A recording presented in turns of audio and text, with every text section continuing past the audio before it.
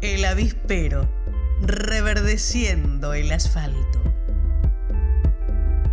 El avispero, una trinchera verde.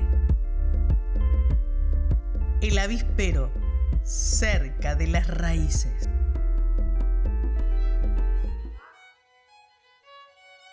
Vos decías que ibas a incidir en la encuesta. Claro, porque la realidad es que la semilla transgénica no es una semilla barata. Al contrario, es una semilla que, como las empresas dicen que han hecho inversión, lo cual en este caso es totalmente falso, porque hay un dato interesante en el caso del trigo transgénico, es que es un desarrollo de la Universidad Nacional del Litoral. O sea, es una universidad pública. Este invento lo hemos pagado todos. Esa es la realidad. Y lo va a patentar una empresa, o ya lo tiene patentado, que es Bioceres, que es la que va a cobrar las regalías. O sea que en un punto nosotros hemos financiado un desarrollo que ahora va a beneficiar a una empresa privada, ¿no? No es un transgénico de todos. Si lo ponemos en esos términos, ¿no? Yo siempre digo que hay que discutir qué tipo de ciencia tenemos y para quién, ¿no? Porque eso es lo que hay que también un poco imponer como pregunta.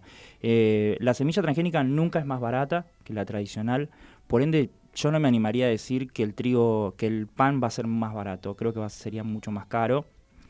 Y está muy bien esa opción de, bueno, es un experimento. La realidad es que no hay manera de comprobar qué efecto tiene en la salud el consumo de un pan transgénico, sino que se va a ver en el consumo del día a día. Y eso es lo que ha ocurrido con el tiempo, claro. Exacto, lo que ha ocurrido con la soja en este tiempo y también con el maíz transgénico. O sea, yo una vez lo hablaba con Alejandro Mentaberri, que es el segundo de Lino Barañao en la Secretaría de Ciencia, justamente sobre este tema de los transgénicos. Y él me dijo, pero es un experimento imposible. No podemos poner a una persona 20 años a comer soja transgénica para ver qué le pasa. Y yo le dije, bueno, ustedes no pusieron a una persona, pusieron a toda una población a ver qué pasa. Sí, porque esa es la realidad. Desde el año 96. Lanzaron esa soja sin saber qué efecto puede tener el consumo a largo plazo y todos estamos en ese experimento. Sin elegir, digamos, es algo por impuesto. Supuesto, sin elegir ningún tipo de notificación, ningún tipo de información adicional. Esto se aprobó y se sigue aprobando a sobre cerrado entre las compañías y organismos de control que están integrados por las mismas compañías, porque la mesa que define la aprobación de los transgénicos en Argentina también tiene participación de los desarrolladores a través de, por ejemplo, Conavia, ¿no? Son comisiones que también están integradas por actores de la industria y ellos no van a votar en contra de su propio negocio, ¿no es cierto? Claro. O sea, la falta de información también es otro punto a discutir, porque claro, en todo caso hay ejemplos de otros países que han tomado por lo menos la información como para dejar en el consumidor una huella de decir, bueno, esto es de determinada manera. Claro. Creo que también es eso lo que hay que discutir. Bueno, ese es un punto importante, la ley de etiquetado, por ejemplo, que te permita elegir y te diga, bueno, esto tiene contenido transgénico o es transgénico, esto ya se puede ver hasta en Uruguay, no es que tenemos que irnos muy lejos. Hay ley de etiquetado. ¿En claro. Chile está avanzando con un sistema parecido? ¿No? Chile es un país como mercado que está muy abierto al uso de plaguicidas y con muy escasa regulación, tanto para el uso de estos productos como para lo que es la liberación. Bueno, ellos no liberan tanto transgénico, pero sí compran.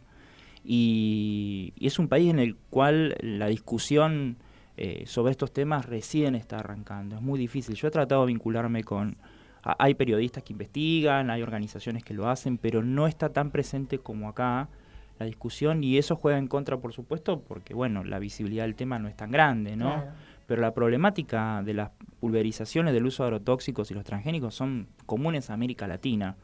Yo he viajado mucho por América Latina y la verdad que en todos los lugares he encontrado casi las mismas problemáticas. Si uno va a México, encuentra la situación de la soja, que ahora está ingresando.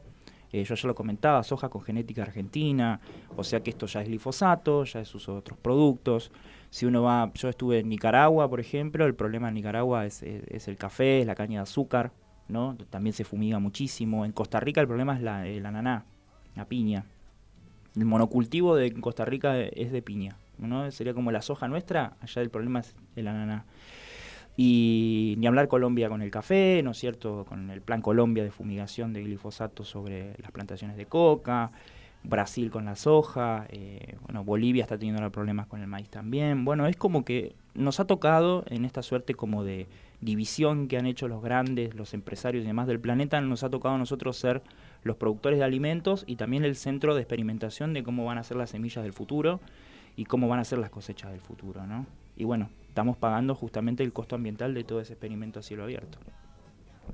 Y lo otro que contabas ayer era la estrategia de las empresas, cómo hacen en los pueblos las empresas. Claro. Para permanecer, para acercarse a los vecinos y permanecer. Sí, yo ayer hablaba de los programas de responsabilidad social empresarial o empresaria, que son estos mecanismos que tienen las compañías para un poco limpiar la imagen, ¿no? Yo comentaba el caso de Rojas, donde está la principal base semillera de Monsanto en Argentina, y ahí tienen algunos programas. Yo hablaba del programa de oficios, hay unos videos que son disparatados en un punto en YouTube, se pueden buscar, donde ellos promueven oficios supuestamente, ¿no?, en interacción con la municipalidad de Rojas. Entonces hay un video de cómo cortar un pantalón y hacer una pollera, por ejemplo, cómo soldar algo. Bueno, o sea, promueven oficio, o sea, Monsanto promoviendo oficio, digamos. Claro, ahora pero Bayer consigue changas, digamos. Claro, pero digamos que son programas que no terminan de generar un empleo real, sino que es más bien una acción publicitaria, ¿no? Ellos, por ejemplo, acá hay una cosa que es hasta perversa, ¿no? O sea, ellos intervienen en la Fundación Garrahan. O sea, el Garrahan es el hospital que recibe a la mayoría de los chicos fumigados del país, que son fumigados con productos como el glifosato, que fue desarrollado por Monsanto, por el uso sobre semillas como la soja transgénica, que su primer invento ha sido de Monsanto, ¿no es cierto? Bueno, ellos participan en la Fundación Garrahan, recolectando tapitas, ¿no? Tienen esas acciones, siendo los grandes promotores del problema, ¿no? No solamente Monsanto, lo hace Bayer, lo hace Syngenta, lo hacen todas estas compañías. Yo ayer comentaba el ejemplo de la chocleada, que es una acción que vienen llevando desde hace años, en donde hacen que un productor done una hectárea de maíz transgénico. Los chicos de una escuela rural tienen que ir a cosecharlo y después lo venden, ¿no? Y esa escuela rural es una escuela fumigada, o sea, en Argentina las escuelas que están en el medio de los campos son fumigadas.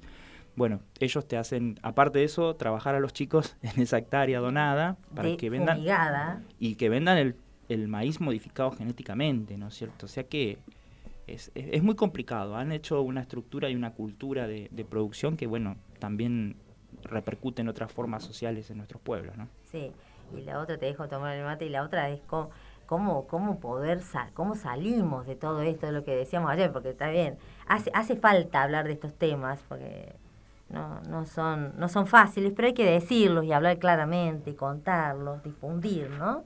Y después decir, ¿cómo solucionamos? ¿Cómo salimos de todo esto? ¿No? Bueno, la alternativa es la agroecología. Es la más clara, la menos dañina, ¿no es cierto? A ver, el hombre siempre tiene incidencia sobre la naturaleza, ¿no? Eso lo sabemos. Dejamos una huella nefasta para el medio ambiente, ¿no es cierto? En lo que hacemos, en nuestro día a día, en nuestros consumos, en muchas cuestiones, ¿no?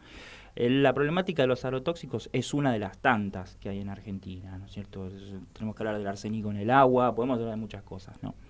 La agroecología parece como el sistema más amigable, por así decirlo, con el ambiente, porque, bueno, excluye la utilización de todos estos productos químicos, la utilización de estas semillas modificadas, y al mismo tiempo, bueno, eso deriva en una alimentación más sana, ¿no? Y lo que ocurre es que, bueno, todas estas empresas, es como pasa con las energías alternativas hasta que se vuelven un negocio, ¿no? Siempre hablamos de energía solar, de los beneficios de la energía solar. Bueno, la energía solar, por ejemplo, y otras alternativas nunca crecieron porque la industria del petróleo se ocupó de pisarlas, no dejar que aparezcan. Y con la agroecología pasa exactamente lo mismo. Estas compañías que tienen tanto poder económico, publicitario, que inciden en los medios, ¿no es cierto?, que organizan muestras como Expo Agro, jamás dejan un resquicio para que se hable de otro modelo. Ellos tienen la manija de todo esto, y cuando surge una alternativa de poder comer mejor o producir sin hacer daño en el ambiente y demás, se ocupan de taparla, de tratar de deslegitimarla de alguna manera, ¿no es cierto? Hoy hay experiencias agroecológicas, muchas. Hay una red que se llama RENAMA, que es una red de municipios agroecológicos, que tiene ya varios asociados, y se promueve como política municipal trabajar sin estos químicos.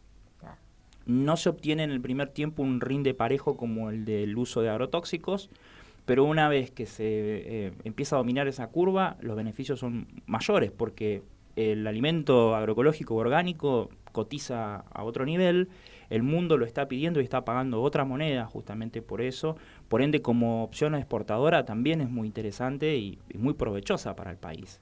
Y no estás contaminando tus pueblos y estás generando alimentación también saludable para quienes compran en las economías regionales, ¿no? Claro, y a propósito de esto, la semana pasada estuvimos con una trabajadora campesina que está trabajando con la agroecología. Ajá. Y mencionaba la diferencia principal era pasar del monocultivo, de hacer grandes estancias, grandes territorios con monocultivo y de repente se sorprendía porque salía una cosa y salía otra y la tierra devolvía una variedad. Claro. Que de repente eso no se estaba acostumbrado hasta por lo menos, no sé, 20 años atrás. Claro. Como que con esta novedad de que hay que hacer en cantidad una sola cosa, de repente ahora no, la tierra vuelve y devuelve una variedad infinita de producción, ¿no? Y eso está interesante también. Claro, productos sanos, ¿no? Eso, volver a los mercados de productores, comprarle a los productores y que son sin agroecológicos, sin ningún tipo de producto químico. Sí, son buenas opciones y esto que vos decís es muy interesante, o sea, se vuelve a la rotación, ¿no es cierto? Que es lo natural. Lo que ocurre que, bueno, a ver, hubo políticas de Estado que incentivaron el monocultivo, ¿no es cierto? Porque en su momento la soja era la gran vedette del mercado internacional de las commodities, entonces convenía para generar saldos de exportación, obtener regalías rápidas, divisas, ¿no es cierto? Bueno, por eso.